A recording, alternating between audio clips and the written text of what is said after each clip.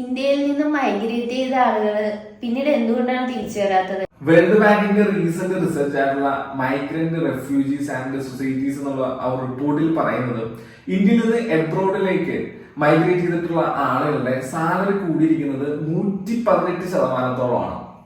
ഇവിടുത്തെ law skilled workers ആയിട്ടുള്ള ആളുകൾ US-ലാണ് പോയി വർക്ക് ചെയ്യുന്നെങ്കിൽ അവരുടെ സാലറി വർദ്ധിച്ചിരിക്കുന്നത് 493%. അപ്പൊ പിന്നെ അവര് ഇങ്ങോട്ട് തിരിച്ചെങ്ങനെ വരാനാണ്? അപ്പൊ ഈ ഗൾഫ് കൺട്രീസ് ആയ Saudi Arabia, Kuwait, Oman, Qatar എന്നിവിടങ്ങളിലേക്കൊക്കെ മൈഗ്രേറ്റ് ചെയ്തു പോയ ആൾക്കാരുടെ കാര്യം എങ്ങനെയാണ്?